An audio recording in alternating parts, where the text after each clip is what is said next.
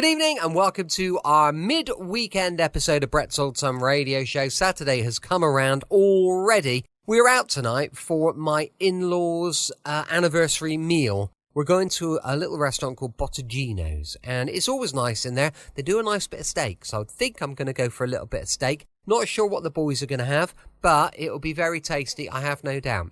Huge thank you for joining me once again for our regular late-night visit to those dusty studio archives of old-time radio shows right here at my home in the southwest of the United Kingdom. I'm Brett. I'm your host for our Nighttime Podcast. Welcome along to another episode, and thank you for joining us. I've got Facebook, Instagram, YouTube, and TikTok. They're all called Brett's Old Time Radio Show. If you give us a follow, it would be much appreciated.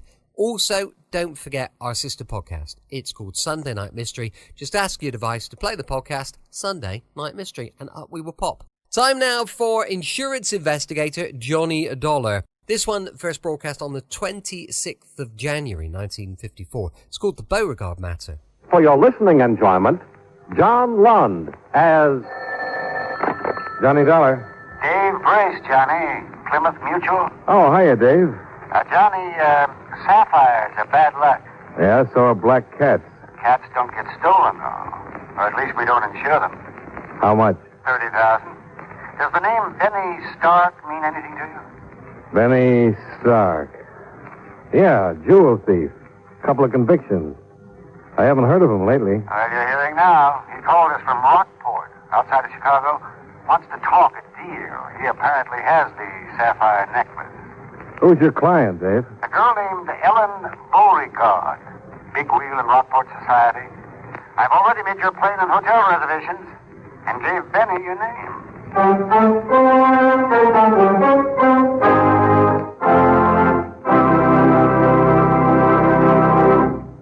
Right here, I have a few words to say, and I'll say them as quickly as possible. You know, someone once said that everyone and everything in America depends on speed, and that as our country grows older, we all move faster.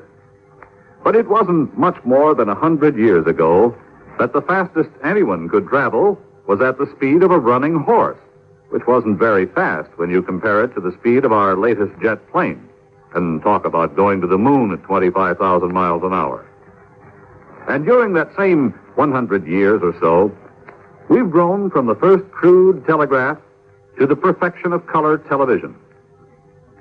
Yes, this increased speed in transportation, communication, and everything else has changed almost everything in our country, including the Cabinet of the United States.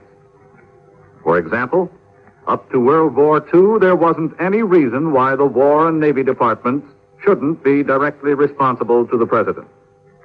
But then, there was a growing need for the speeding up of military action and decision, calling for unified commands and a more closely knit integration of military activities. Thus, our Department of Defense was born, creating a new cabinet post to coordinate and execute the overall general policies relating to the armed forces. And the secretary heading this new Department of Defense became the representative to the President for the newly designated secretaries of the Army, Navy, and more recently, the Air Force. In the future, our fast-moving world may add even more members to the President's cabinet to ensure the safety and well-being of our United States.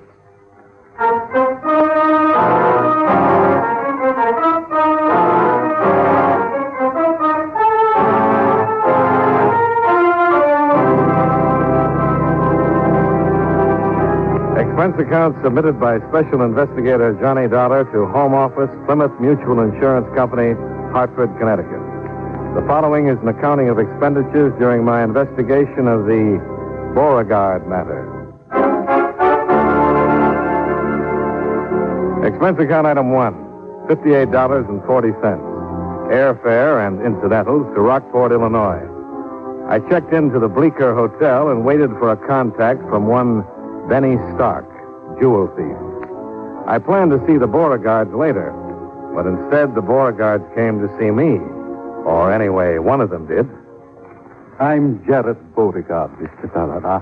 It was my niece, Ellen, from whom the necklace was stolen. May I... Oh, sure. Come in, Mr. Beauregard. Have a seat. Thank you, sir. This is a little unexpected. I just got in town. Well, Mr. Brace of the insurance company wired us you were coming. I wanted to talk to you before you saw Ellen. Oh, I see. My niece is a remarkable girl, Mr. Dollar. A trifle headstrong at times, though, and not always inclined to use the best judgment. Well, I guess that could apply to most of us. Yes, of course. Now, tell me, Mr. Dollar, do you have any hope that the necklace may be recovered? I think so. It's fairly certain, in fact. Well, Ellen will be very happy. It was an engagement gift, you understand, from Phil Avery, her fiancé. She was quite broken up when it was stolen. Yes, I imagine. $30,000 is quite a loss. Well, it's more the sentiment attached than the beauty of it. You've seen the necklace, Mr. Dollar? No, but I have photographs of it. Oh, yes, from the insurance company. Well... About your niece, Mr. Beauregard. Just what was it you wanted to tell me? Excuse me. Johnny Dollar. This is Benny, Mr. Dollar. Oh, okay, shoot. You know where the Pink Pigeon is? No, but I'll find it. Well, it's south of town. I'll meet you there at 9 o'clock tonight. Back booth behind the bar. Make it? Yeah, sure. Have you, got the item? I got more than that. I got information that'll blow the lid off. I've been double-crossed, Dollar, and I'm going to get even. What do you mean, double-cross? Uh-huh. First, we make a deal. See you tonight. I've got to run along, Mr. Dollar. I didn't really have anything in particular, just that, Ellen is too impulsive sometimes, but she never means any harm by it. I'm sure you understand.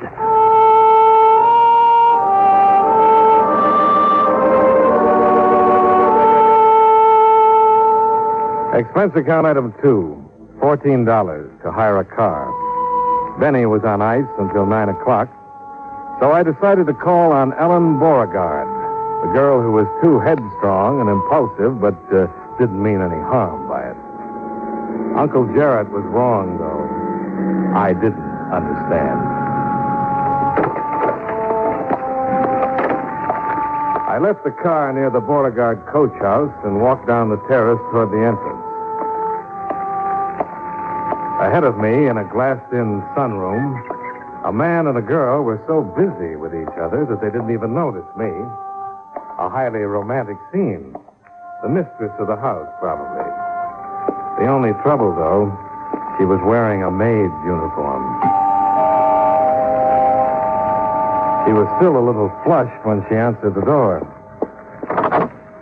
Good afternoon, sir. I'd like to see Miss Ellen Beauregard. My name is Johnny Dollar. Dollar? You're the investigator on the robbery. Dave must have wired everybody in town. Oh, I'm sorry, sir. Won't you come in? Thanks. If you'll wait there, please, I'll tell Miss Beauregard you're here. Yeah, right. Bye, Ellen. See you later. Oh, hello. You must be the insurance fellow? You, too.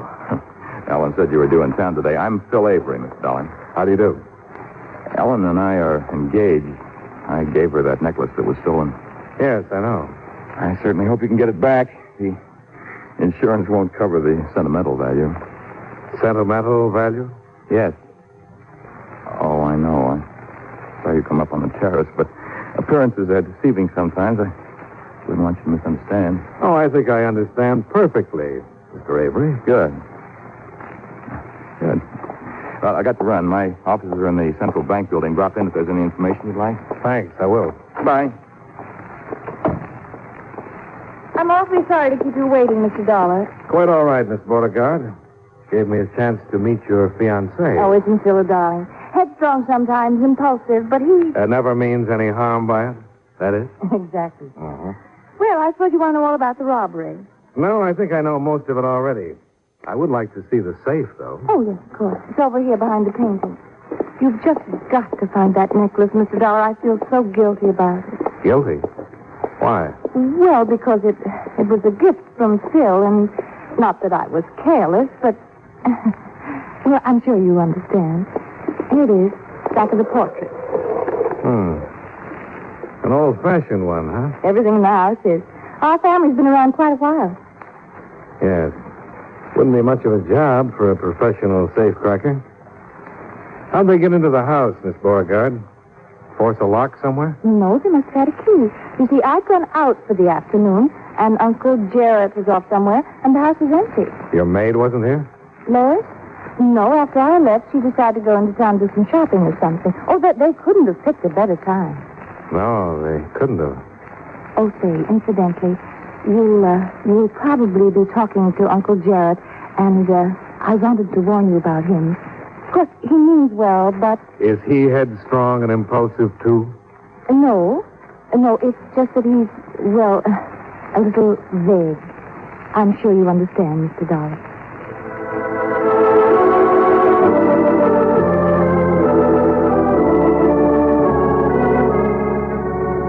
It was nearly dark when I left, filled with understanding and with a lot of questions about the Beauregard establishment that still needed answering. I started to open the door of my car when I caught a flash of white at the corner of the coach house. Somebody had seen me and then tried to duck out of sight.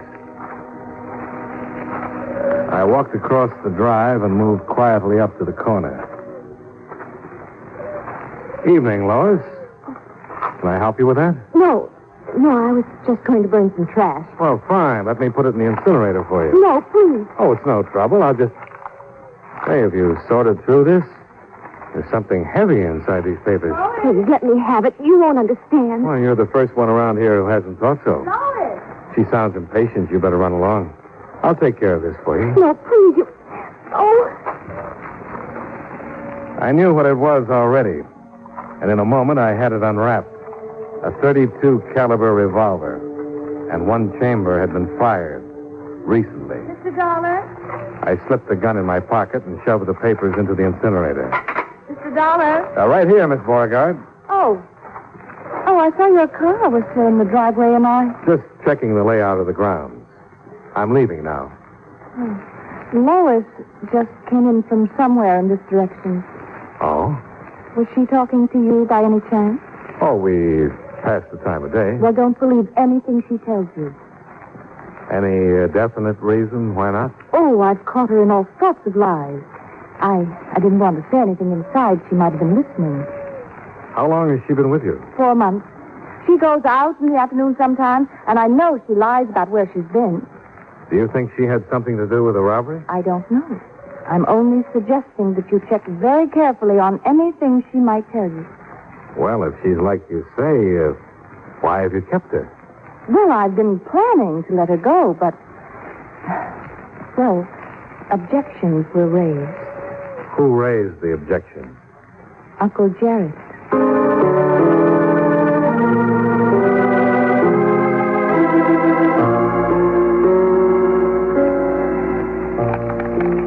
When I got back to the hotel and went to my room, I had another surprise waiting for me. Come right in, son. Have a seat. Oh, thanks. I could be in the wrong room, of course. Not if you're Mr. Dollar. You know a fellow named Benny Stark? Not exactly. I'm looking forward to meeting him, though. I see. You got business with him? I might. Do I have any with you? My name's Cotton, Mr. Dollar. I'm the chief of police here. Oh, I see. How did you get on to me? Found your name where Stark had written it down. Had your room number here at the hotel. He a friend of yours? Well, I guess we might as well work together, Chief. I'm an insurance investigator, checking on that Beauregard robbery. Ah, so that's it. Stark is a jewel thief. He phoned the company and offered to talk a deal. I've got an appointment with him at 9 tonight. Yeah, I don't reckon you're going to be able to keep it. Why not? Because this Stark fella got himself shot a few hours ago. Real shot. Dead, in fact. Murdered? Yep. Found him in a rooming house over across town. You wouldn't know anything about it, would you, Mr. Dollar? I might. What kind of a gun was it? .32 revolver, according to the lab. Well, this might be the gun. Been fired, all right. Where'd you get it? I took it away from Lois, the Beauregard's maid. He was trying to hide it in the incinerator. You might have it checked, but I doubt if it's registered. It's registered. Huh? We don't have many guns around town here. I recognize this one. Belongs to Jared Beauregard. Uncle Jarrett, huh? What about these Beauregards? Who are they? What are they? Old line family, 4 generations. Just the 2 of them now, Jared and Ellen. Not as wealthy as they once were, maybe. You never know, though. Lately, at least, Jared seems to have plenty of money. Lately? Oh, not just since the robbery, if that's what you think. And I meant the last 4 or 5 months. What about this Phil Avery? Been here a couple of years. Fine young fellow, civic leader. Everybody was pretty tickled when they got engaged last spring. Figured they was meant for each other. Well, he goes in for lavish gifts, at least. Expecting anybody? No. Who is it? Lois, I've got to talk to you, Mr. Dollar. Just a second. You want to dodge into the bathroom and listen in? Good idea.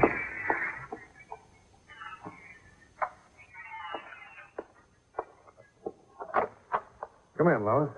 Thank you. I've got to have it back, Mr. Dollar. What? The gun. Oh, please, Mr. Dollar, it's not the way it looks. Someone's trying to get me in trouble. I found the gun. Where? Hidden under the mattress of my bed. I got scared. I was trying to get rid of it when you stopped me. Tonight in the paper it says a man's been shot. Did you know him? No. You know whose gun this is? No, I don't know anything about it. Give it to me, please. I'd like to, Lois, but I'm afraid it's not that simple. All right, Chief.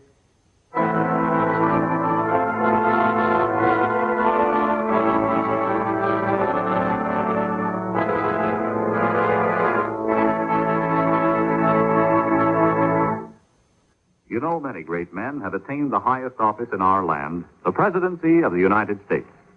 Can you guess the name of this man? As a boy, his general health was bad. But as a man, he was a dynamo of energy.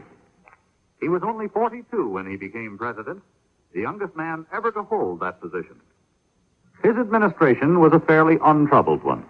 There was still no income tax. Other taxes were comparatively low. And the United States was in a peaceful era. Conservation of our natural resources was one of his greatest concerns as president. And in 1902, he signed a bill putting the Reclamation Act into action. If you don't have his name by now, here's one more important clue.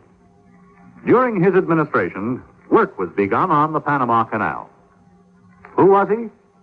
Theodore Roosevelt, 26th President of the United States. His life is part of your American heritage.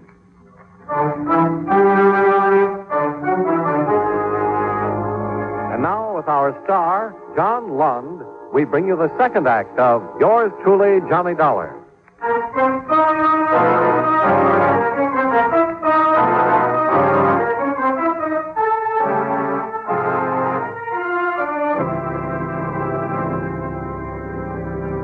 Expense account item 3, $2.90. 2 hamburger steak lunches the next day at noon in the Bleecker Hotel Grill. Apparently a favorite daytime eating place for the president of the Central City Bank. Hey, my, that's fine. Say, you mind passing me that Tabasco sauce, Mr. Dollar? Oh, here you are. Oh, I love it on hamburger. I love hamburger, for that matter. Just a proletarian at heart, I guess. Maybe so, but you've got some pretty aristocratic clients, haven't you? Well, that's a bank for you. Guess you mean the Beauregard. Well, here, try some of the sauce. Thanks. My.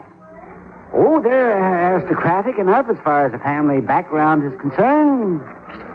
A social position, that sort of thing, but when it comes to money, that's another story. When you want to know about a man's economic status, just ask his banker. That's exactly what I'm doing. Oh, yeah, so you are. Now, you understand, Mr. Dollar, that I wouldn't ordinarily let this information out. Yes, The fact is, though the town figures they're rolling in it, the Beauregards are broke. Near flat broke. They have been for a couple of years. What about that house? The estate? No, it's mortgaged to the hilt. Like a few other properties they've still managed to hang on to. But cash, no, they haven't got it. You going to eat that butter, Mr. Miller? Huh? Oh, no. Go ahead. Thank you. Oh, yeah. Except the last 3 or 4 months. You know, it's a funny thing. Old Jarrett seems to be going around with a pocket full of money. Probably borrowing it from his prospective son-in-law. Phil Avery, huh? How is he fixed financially? Oh, how is he fixed? A man who can afford a $30,000 engagement gift? I've never looked through his account, but I'd say that if he doesn't have it, he soon will have.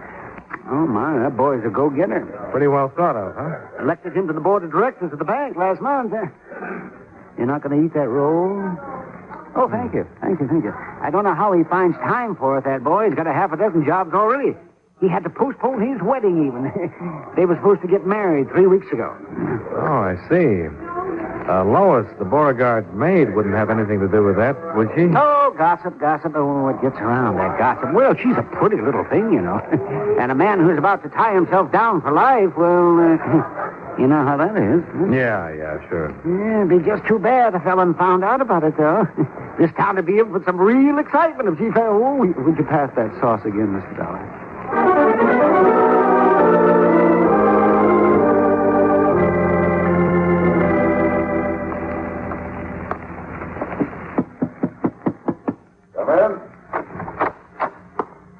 Afternoon, Chief. I have a couple...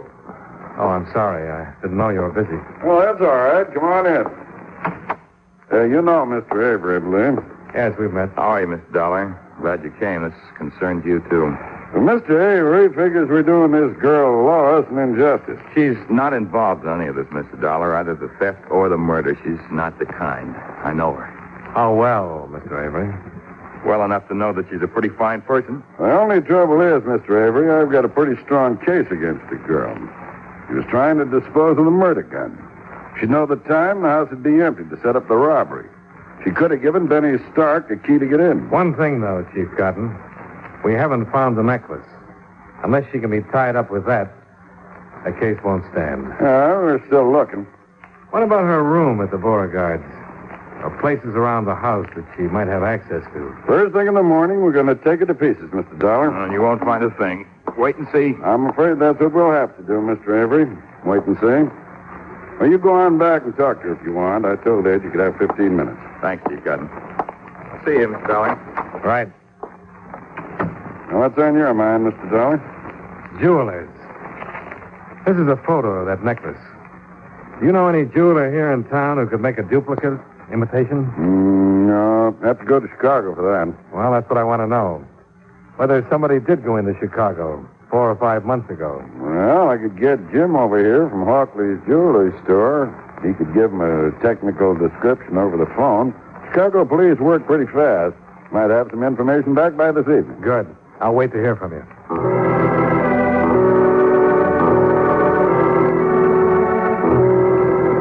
There was nothing more I could do until I heard from the Chicago police. So I went to my hotel room to wait it out. Johnny Dollar. Ellen Beauregard, Mr. Dollar. Oh, yes, Miss Beauregard. We wondered if you'd come out to dinner tonight. Well, that's awfully nice. Yes, I'd like to. Good. Just the family. 7 o'clock, all right? Fine. See you then.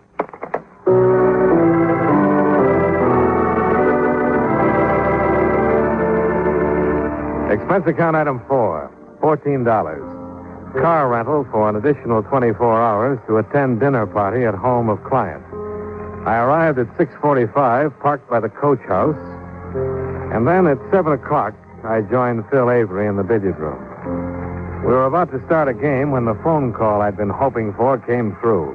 I took it on the extension in the entry hall. Johnny Dollar. Chief Cotton, Mr. Dollar, just got word from Chicago. Oh, good. Any luck? Yes, they located the custom jeweler who made a copy of that necklace 5 months ago. He remembered it well. Did he remember the client? Yes. A girl whose description fits Ellen Beauregard to a T. Then it all adds up. Oh, I found the necklace, by the way. Well, maybe I'd better come out there. The sooner the better, Chief. I'll see you. Well, good evening, Mr. Beauregard. You've discovered our little family secret, I take it. I'm afraid so. I knew you would. I want to tell you, I warned Ellen, but she's headstrong. Of course, it was legal in the beginning. But not later. No. You'd better ask Ellen to come down. As you wish, Mr. Dollar.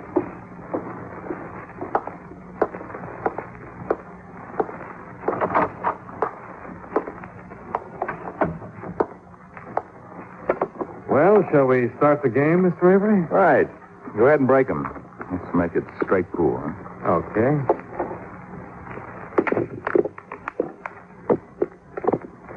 Good start. 2 on the break. Like shooting quail in the brush. 4 ball in the corner pocket.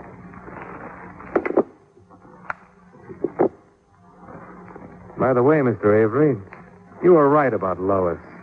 She isn't guilty. She was being framed. I told you so. She's not involved in any of this except as an innocent bystander. Even though I found the necklace a little while ago hidden in her room. You found it? Oh, good. The Beauregards, though, are not quite so innocent. Hmm? The 7 ball in the side pocket. What do you mean? The Beauregards needed money. They were still keeping up a front, but they were broke. And when you started getting interested in Ellen, they figured you were their answer. You make her sound pretty cold-blooded. Oh, I don't think there was much love lost on either side. You were playing the same game. Now, wait a minute. It was a natural the way you saw it. Ellen, the last of an old line family, prominent, wealthy. Why, she was the key to open any door in town. So you gambled your stake on a $30,000 gift to show her that you weren't a fortune hunter. Mr. Dollar, I don't like this. 12 ball in the far corner.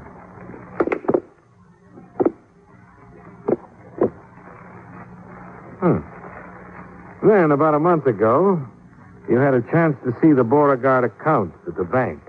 Why, they were broker than you were. I wasn't marrying Ellen for money. Only trouble was you couldn't stand losing that $30,000 necklace.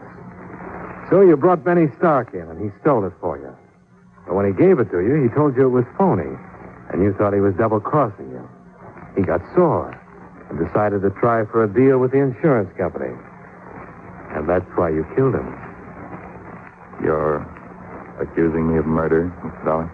Let's see now, the 8 ball in the end pocket.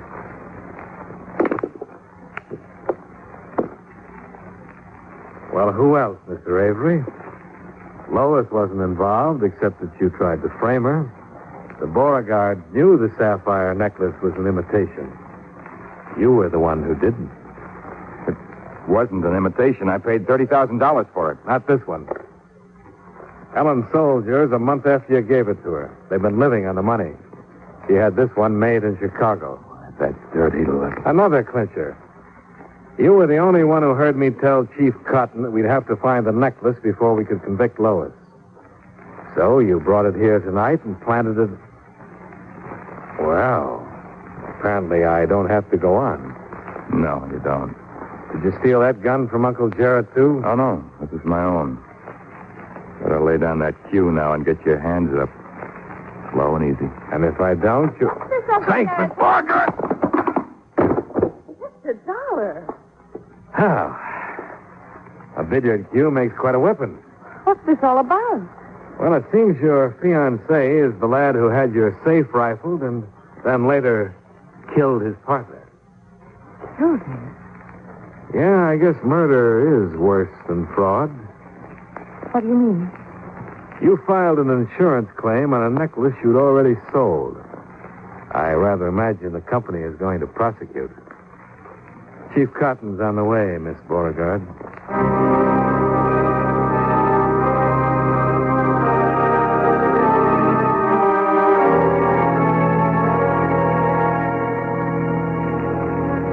Expense account item 5, $114.10. Hotel, incidentals, and transportation back to Hartford.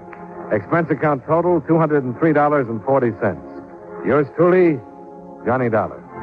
Welcome back. Hope you enjoyed our latest episode of Yours Truly, Johnny Dollar. And don't forget, we'll be back for more mystery and adventure tomorrow with, I think it's The Man Called X, isn't it, on a Sunday? Yeah, so we'll give that a go. I love The Man Called X, but I don't like the guy that they had. They've got like a comedy character.